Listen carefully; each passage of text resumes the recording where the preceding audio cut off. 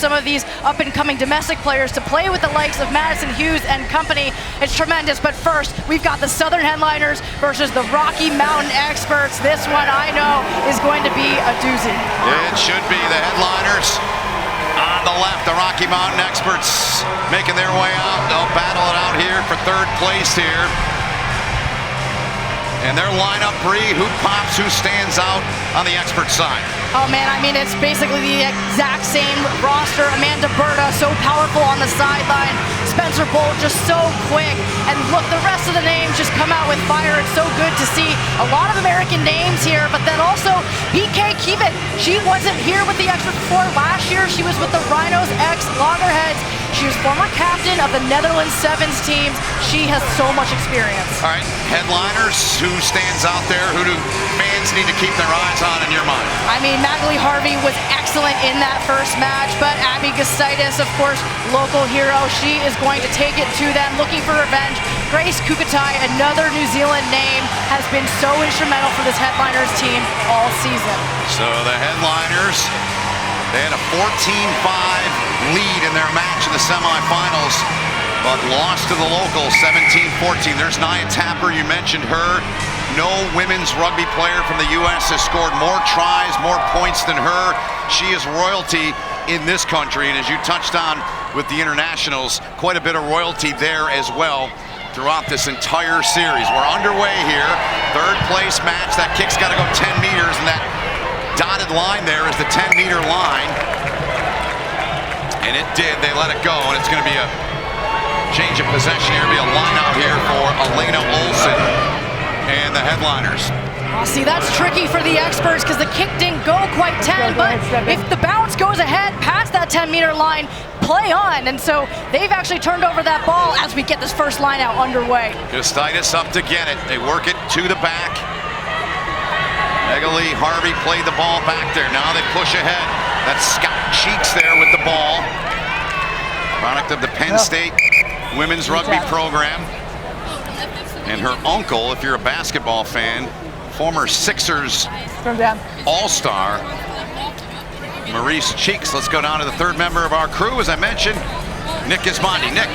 Well, it's a little sticky down here, I'll be honest, and I'm a weatherman to start this thing off. It's cooler than it was earlier in the day, 92 degrees, but the humidity's sitting at 69%. But the problem is there is some heavy weather rolling in right around that 6:45 Eastern time hour. There's a 51 chance of rain coming right then, and it's going to be heavy. That is going to change the dynamic of not only gripping that ball, but the pitch condition as well, guys. All right, Nick, thanks. Headliners with it. Olsen, nowhere to go. Base of that rock, they play it. Dajian Brown played it back. Now they're going to work it outside. Abby Gustaitis, Olympian, USA team member in her outstanding career. Headliners trying to charge forward. They run out of room. Naya Tapper, 5 tries she had coming into this stop here in DC. Olsen, little dummy, then gave the ball off there. Olsen gets in, cleans out at the ruck. But it's going to be a penalty call against the Headliners for not releasing. Goes over to the experts. It's that quick, Bree. This game moves in a hurry. And Kievit just so quick to turn that ball over. The Headliners had been so spread out, but just not getting the support in time. And the experts looking lethal here. Good run there, turned in by the experts. They got a little bit of space. Tapper, and she forced the ball carrier into touch. So what that means is it's a turnover. And we saw Amanda Berta earlier today get the speed advantage and run to dot down the first try for her. But when you're up against Naya Tapper, you don't have that advantage anymore. And so it's all about flirting with the sideline, making sure that you're staying in. Unfortunately, just didn't quite do that. Tapper with some good defense for them to start out of their 22. There is Naya Tapper. She had 3 tries in Pittsburgh. That led all women's scoring, and I saw her at the hotel. We're all there together over on the West End here in DC. I said, how many you got today? 1, 2, 3? She goes, whatever it takes. So far, we've had 3 possessions prior to this restart and 3 turnovers combined. So we'll see if that trend changes. The Headliners trying to work it north up the pitch. Get out about 25 meters away from their own try line now. Abby Gustaitis, drop down. They get to the back, they spin it on. Scout Cheeks was there. Dajian Brown with it. She's wrapped up and dropped. Hands out, hands out. Coming up on the midway point of the half. It's that quick. It moves. 7-minute halves. Just a couple of minutes at the halftime break. Ball security, possession, everything. Good ball there from Cheeks. And a good job to track back on the ball. But look at Tapper dragging to about 10 meters there. Cheeks to it. Got it out of there. Now Alena Olsen. Thought she had a seam there, but she was dropped by Keevan. Stolen, feels good. Feels There you good. go. You hear the referee. Oh, and Adegoke so physical with that counter ruck. Excellent recognition. There was no support on there, no scrum out as they look to try to get the first try, but ball hit the deck. It looks like the experts will retain it, though. Yep, they will. Call going against the headliners. We're going to scrum from there. Yeah, let's go. Even the ref's in a hurry. He's like, come on, let's go. Time's everything. And we see our first subs. I mean, look, still scoreless here. We've had almost 5 minutes go by. Jenn Salomon comes on for the headliners, and KB Slaughter comes on for the experts. And look, Ben, this is the perfect time to insert those subs. You've had very long passages of play, and so you want to make sure that you're lifting up the energy and the intensity. Spencer Boldt. Bye. She'll put it in here, the product of Regina, Saskatchewan. Currently attends Georgetown studying foreign services. Ball to the back now. Some room on this near side. Adegoke, little goose step there. Good move, good tackle though by Olsen. Quickly to it are the experts. They spin it on into the middle. Now they work it outside. They're closing in. They're right in there. Can they get it down? You got to touch the ball to the ground. There it is.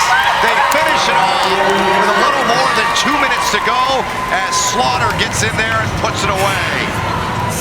Oh man, Kukutai and Harvey not happy with the referee call there. And we get a better look.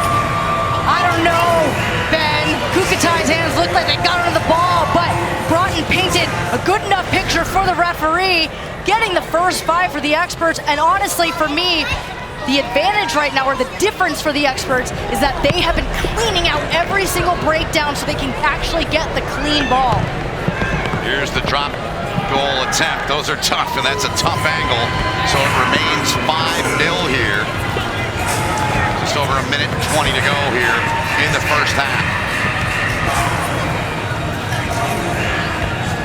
Let's check in with Nick Pinside. Oh, guys, pretty much right on time. I should be a weatherman if this sportscasting gig doesn't work out for me because it's 6:45 and it's started to open up, and I got bad news. It's pretty dark skies off to the left of us here. I would expect it to rain like this for at least 15, 20 minutes. You're a regular Jim Cantori. Thanks, Nick. I wish I was him. Not as good looking as he is either, though. Hang on down there, brother. All right, so a penalty call here, and experts player slow to get up there, but back onto her feet is one of their captains, Kathryn Johnson, out of Hopkins, Minnesota, University of Wisconsin. Over here. And now that the rain is coming down and conditions have changed dramatically, you have to be able to switch on mentally and understand how your team is going to adjust. Maybe you're stepping in just a step to make those passes easier. The pace is going to slow down just a bit, but they have to make sure they keep the ball in clean hands, retain that possession. Monique Coffey for the headliners, checked in. She's got the ball. She is a speedster on a Dauphin, Manitoba, up there near Winnipeg, if you're familiar. Let it go. She jumped onto the scene last year in the Sevens here, in the PR Sevens. Gustaitis plays the ball to the back now. Thought about the kick, a little dummy, good move, outside ball. They got something brewing here as the horn goes. They can't get away though with the offload. Keeps the play alive to Gustaitis. Abby trying to get some help to the back. They get it free. They're still on the move here. The horn is sounded, but the referee, he'll have the final say when this half is over. Headliners, nowhere to go. Third place match, both these teams leaving it all on the pitch here in this one. To the back again, outside ball. 1v1, cutting inside. Stiff arm. Ball carrier's tripped up, that's Grace Kukutai. And then Olsen comes in trying to steal it. She'll be headed to USA camp out in San Diego as soon as they're done here in Washington, D.C. Good dummy there, the look off there from Johnson. And and they're just taking their time. They don't want to get that ball out. They want to see if they can build some extra momentum here. And you can see it's starting to compress a little bit, but they just want to be taking it up the gut right now because I think they just want to make sure they keep that possession. Here's a dangerous player, number 21, Ariana Ramsey, part of the USA Women's program.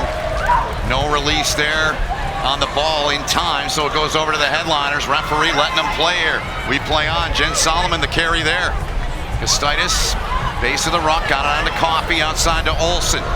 Olsen, good ball out there into the hands of Alyssa Porter. Porter came in the semifinals. She did a nice job helping her side. The time she was in the match. All three again at the back now. Gustaitis spins onto the middle. Now on the near side. Here they come, trying to get the offload. They get it. Gustaitis plays it back. Coffey, nowhere to go. Over her head. Good job by Salomon to gather that in. Coffey takes a look. And a breakthrough there, unable to do so. And now Coffey, Monique Coffey. She did a ton of this last year, and she gets it. What a passage of play that was, Bree. Ben, I think we went several minutes past time there. Both teams just wanting to set the tone and show what kind of attitude they're playing with right now.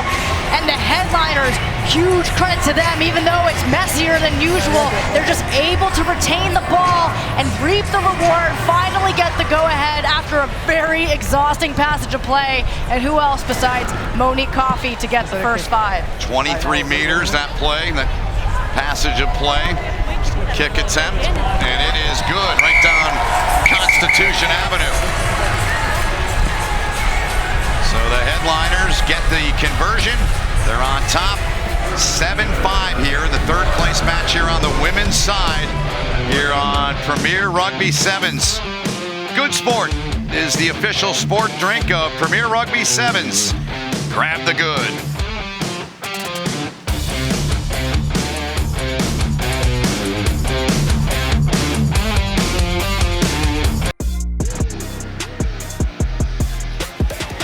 $1,600 Pennsylvania Avenue. If you got any tourism or travel needs here in the Washington, D.C. area, make sure you go to Events DC for a lot more information. Great shot there, and well, not so great inside of Audi Field now as the rain has come in and they're clearing the field, as you see. And halftime score here, the headliners on top of the experts here in this third place match here on the women's side, 7-5. And well, we've got a chance here. We're gonna have a little conversation with Owen Scannell, who's the founder of PR Sevens. Welcome to the booth, my friend. And unfortunate situation here with the weather, but hopefully it moves through quick.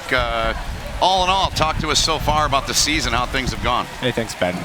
It's a real thrill to be here. I know it's the second year. I think we're 2 for 2 in DC with unanticipated strong weather delays coming in midday. Right. This one we actually didn't see at all. I think we were we were prepared for it, but I think a little bit surprised by it. But I mean, it's been a fantastic season so far, and you know, I think in a lot of ways, it's a really exciting moment for PR Sevens, for the sport of rugby in the United States, and you know, really so much of the groundwork that's being laid here ahead of a lot of rugby's biggest events coming to the U.S. Third year, and each year this thing's gotten bigger and bigger and bigger. What's been the key to that in your mind?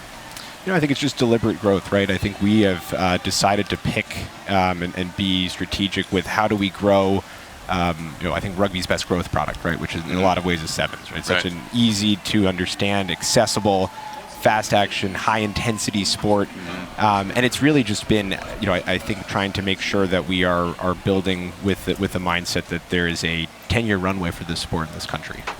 It's really exciting. I think, you know, we're starting to see those breakthroughs, those kind of key green shoots in a lot of the markets that we've been going to, and so we're really thrilled with how things have gone this season. Terrific. And I know that this year, you know, there was a lot of buzz and excitement before the season started because of these big names that we were seeing from around the world. And so for you, you know, as you're growing the sport of rugby in the U.S., how do you think about balancing, like, developing this young and up-and-coming talent while also maintaining spots for some of these big stars to get the more global presence? Yeah, I mean, it's the million-dollar question, right? You know, I think this has been a notable year for us in the sense that we've had some, globally recognized rugby stars as part of this competition, whether that be Ruby Tui, Stacey Waka, Dan Norton, Bronco Duprier. I mean, there are, a couple of names that have really been big stars on the international circuit that are, household names in their respective countries.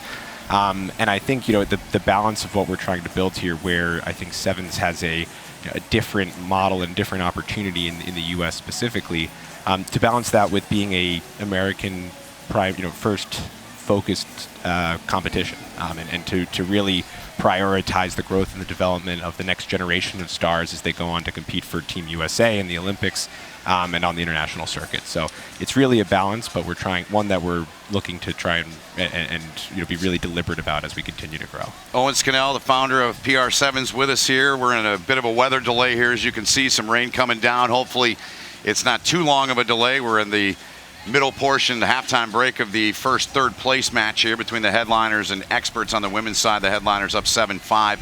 So, Owen, I'm curious, like, with the international players that have come, was that a matter of them reaching out to you guys, or was it a little bit of both? How'd all that dynamic work to get some of these higher level players over here this year? It's a little bit of both. I think a lot of what we've been focused on, right, is audience growth, right, and growing the audience for the sport in North America. With a high priority on developing our American audience, but really it's been I think a combination of the two. I think the word has gotten out when we've looked around, and people have kind of seen what's been happening. Our focus on digital content and storytelling, I think has hopefully gotten some good visibility, but it's been really a balance of the two. So now people can put the face with the voice, right? Yeah, no, I'm glad to be on it. I dialed up the rain delay just so I could have some camera time one-on-one with everybody. So I want to follow off of something you guys talked a little bit about earlier. So the World Cup is coming to the U.S. men's and women's sides, and how much buzz is there because of this in helping prepare for what's coming on? Yeah, I mean, realistically, there's the three biggest rugby events in the world are all coming to the U.S. within the next 10 years. Right. You have the Olympics in 28 coming to L.A. You have the 31 Men's World Cup and the 33 Women's World Cup. And so, what we're trying to do is obviously bring, really fun, engaging, exciting rugby events to the U.S. With the idea that, hey, there's this, I liken it in a lot of ways to the idea of soccer coming in the 90s, right? Where it's this big global sport, this massive fan base that's out, in Europe and in the Southern Hemisphere, and that audience is coming here, right? And so we have an opportunity to start building that audience while it's here, getting them excited about the sport, educating them, informing them about everything. And ultimately making it a really, fun and engaging new sport for them to try out that's a little differentiated in a lot of ways from what they might be used to seeing. Yeah. Well, and, you just said fun and engaging and entertaining, and I think that's different in the U.S., right? You can go to a soccer match and, that's the entertainment right there, but I think with Sevens, when we go and see the World Rugby Sevens series, it's always a big full day. You've got people dressed up in costume and outfits and all that. And so you have to think about outside of the play, also just the entertainment that surrounds it and bringing in some of those big entertainment headliners and getting the fans that way. So how do you balance kind of this bringing in the American entertainment to engage those new fans? It's a combination, right? I think the global Sevens brand is about fun, right? It's the festival, it's the party atmosphere. It's something that I think is unique and differentiated in a lot of ways. It's sports and fun and festival music, beer, food type of ambiance it's really cool and different. We had Paul Russell perform during our halftime break. We call it our halftime break between the semifinals and the finals. But Paul Russell, who's an up-and-coming star who's broken through on TikTok, played at our halftime show and released his new song, which was people were going wild for. And so it's just about kind of bringing in those adjacent fans into the sport, giving them an excuse to come and check it out. Right? Rugby by itself might not be enough, but if you give them something like, hey, there's a musical act I know. Hey, there's this group that's performing, or something like that, and you create this really fun, engaging experience. That's where you get that new fan, kind of getting them excited about this. And also the communities too, right? We've seen a lot of local community outreach, especially with youth rugby and just getting more kids picking up the rugby ball. What kind of responsibility do you think that these players and coaches and everyone involved in this event have to advancing from the youth? it's one of the cooler things I think that I've seen is just the way that people and the players, particularly, and the coaches have responded to the traveling circuit model, right? We're coming into town one day a year, right? But it's a 4 to 7 day runway where players are doing, coaching clinics, they're doing youth clinics. We did a fantastic session where the entire Golden State Retrievers women's team went out and did defensive drills with a local club in San Mateo before the game. Just seeing the excitement that the girls had on their, and to be engaging at a high level, not just like, hey, we'll throw the ball around for fun. And there's parts of that too, but to do it with a targeted, audience and what they were trying to get out of it, really cool to see. Really fun to engage around. And I just wanted to mention here a couple days ago, Madison Hughes and Naya Tapper and excuse me, not sure who else was there. I think those were the two. Went over with the NFL's Washington Commanders and did some stuff too. Yeah, well, I think the obviously football and rugby share a lot of the same DNA in terms of the origin story and where they've come from and where football comes from is from the sport of rugby. But I think for the specialists, we had a great time with the kickers, the punchers, the long snappers, and I think showing them the opportunity that hey, they could take the ball, they could run with it, they could kick whenever they wanted, they could drop kick it, they could kick forward as a pass, right? They all of a sudden you could see their wheels getting turned. You're like, hey, this may be if there's something else after football, maybe we give this rugby thing a try. So there's a real I think overlap in terms of the interest, the style of the sport. I think the coolest thing about sevens, right, is if you watch rugby sevens for, 45 seconds as an American football fan, you're going to kind of figure it out, right, after a little bit of time. You'll see it's the same fundamental premise. It's just, no forward pass, you can't play the ball on the ground, you can't block. Once you have those kind of pieces of the puzzle, it's actually a pretty easy sport to connect with and engage with, and something that, I think American football fans in particular will have a really, real connectivity towards. Thanks for this. Thanks, Ben. Keep up the great work, and I'm sure much more to come moving forward. Owen Scannell, the founder of PR Sevens. Thanks for him joining us. Get this rain out of here. We're going to get back to it and get on with the rugby here tonight from Audi Field. More to come your way right after this on FS1. All right, let's take a look back at the moving pictures from the first half. That was about an hour ago. So headliners on the left, experts on the right. 7 turnovers in the first half. Each team scored one spree. Sue Adegoke with that jackal and that counter ruck. That really got it. And KB Slaughter for the experts. Dots down after Adegoke steals that ball. Just gets underneath it. I mean, that was a controversial call, but look, the picture stands for the referee. And then here, look at that beauty where Harvey's just getting spun around, but Coffey comes around, wraps around in support, has the speed advantage over the try scorer Slaughter, and gets it right back. And the only difference now is Harvey converted that try, so they are up by 2, and the experts, I think, are excited to reset for this second half. Well, the headliners had won 4 in a row, losing in that first match of the day here, 3:30 when we started. The New York locals took them out. They had a 14-5 lead, couldn't hold on. The locals scored 12 straight. The experts, they come up short in their match against the Loonies. Loonies got them, and looks like a good amount of fans have stuck around. Sometimes that rain, it scares them off, but a fair amount have come back into the venue here at Audi Field. And second year we've been here. Unfortunately, this has happened both years we've been here. But good to go, and looks like we're going to be all right to finish the night off here.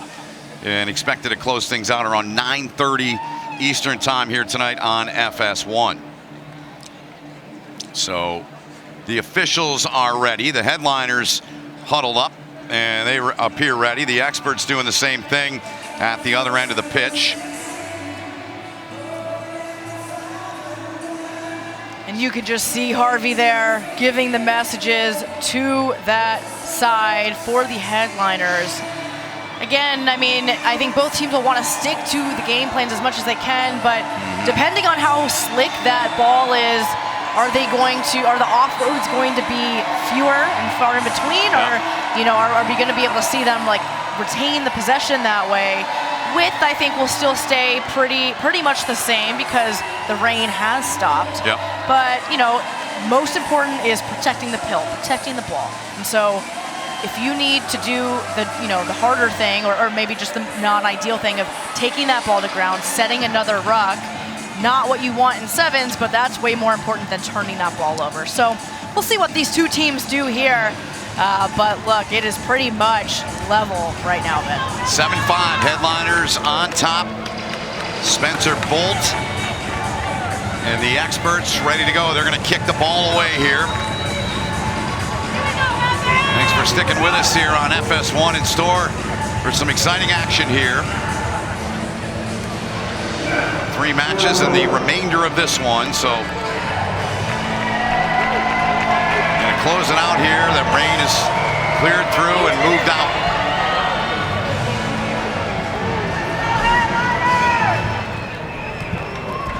Second half is underway. Handled here by the headliners. Emma Farnan with a carry there. Gustaitis to the back. 7-minute halves. Moves in a hurry. You got to be smart, as Bree said. Protect that pill, and there's a good offload there. Now a run coming here up the near touchline. Stepping on the gas. Porter trying to get through, and she got rid of it. But a good job coming back there to force that ball being turned over by Ramsey with her speed. Now the experts have it. Boldt plays it to the back. Inside of their own 22. Rocky Mountain experts, and offside called. And it's against the headliners. A good chance for the experts there, because that switch didn't exactly go according to plan. Of course, Berta spearheading that change of direction there. Now the experts will be able to take a second and run some sort of set move. Experts down by 2.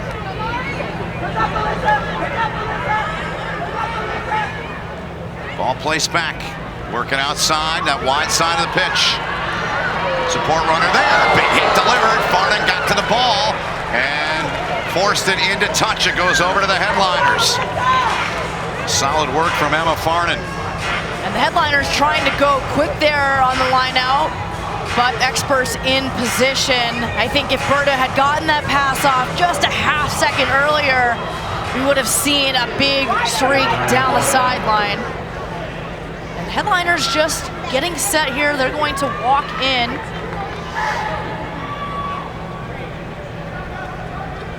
Gustaitis up off her fingertips though. Ball turned over. Experts now with some speed coming at the line. Over the halfway line. Into the hands of, down below us, Ariana Ramsey. Ramsey can burn. She's going to try to get in, and she will. Ariana Ramsey. Try time, and the experts have a 3-point lead with the kick coming. 45-meter run.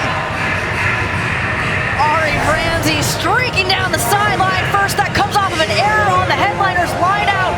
So experts again turn over the ball, get the ball wide away from traffic. Ramsey has a one-on-one versus Porter. Porter's a track and field star, but Ramsey able to get the stiff arm off and dot it down. And look at that big smile on the Olympian's face. She looked like she might be a track and field star if she wanted to be, Bree. She is a special player, young, up-and-coming player. Part of the core of the USA program. They're on top 10-7. The conversion was no good with 4:05 remaining in the match. 3 straight matches once this one concludes. The men's third-place match, followed by the 2 championship rounds here from Audi Field. Farnan's got the ball. Coffey to the back. Speed coming from the experts. Good job staying with it there. Salomon got rid of the ball. High tackle called there on the experts. Quick restart. Here's Tapper with it now. Tapper tries to cut inside. Does. Drags a defender. Out close to the halfway line. Gustaitis plays it back for Monique Coffey. She had the try for the headliners. Salomon has to play it back. Gustaitis gets in there, gets it into the hands of Alena Olsen.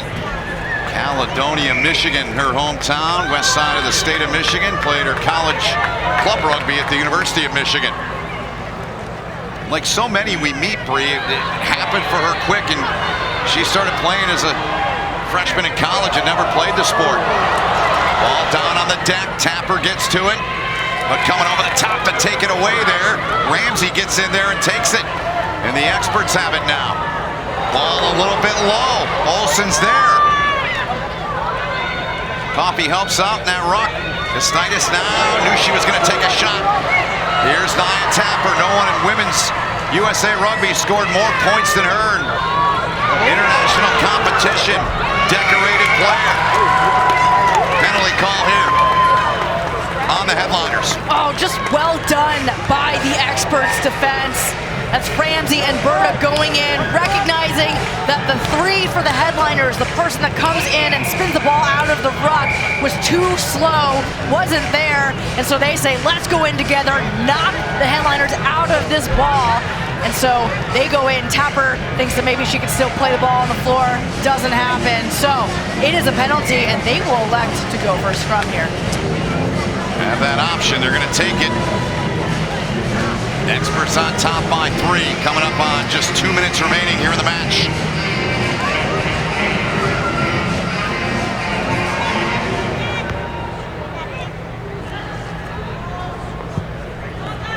Rolled in right out the back. Good job to get back there and get it free by Boldt. Now an opportunity, but getting a hold there was a headliner player. Now Kathryn Johnson with it, making a run.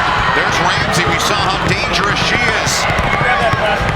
Rain coming down again. So now you've got to figure out how to adjust here right in the middle of these passages of play. So difficult. But again, you're going to see maybe the width compress here. More crashing of the ball. Get some good hard runs up as Ariana Ramsey finally takes contact. She's down. Not releasing the ball in time, says the referee on the experts. Headliners. Quick restart. Coffey. She's going to kick one through. But she kicks it into touch and turns it over. And it looks like that kick, there's a penalty here. So the referee is going back to that as we see a substitution for the headliners. That's Scout Cheeks coming on. It looks like for Magali Harvey. Yep. You can just hear the rain pelting down on the referee's mic. But it looks like Evan Hazy is down, so she's getting some medical attention. So I think the referee will just pause until that is taken care of, and then play will resume. Training staff out to check her out.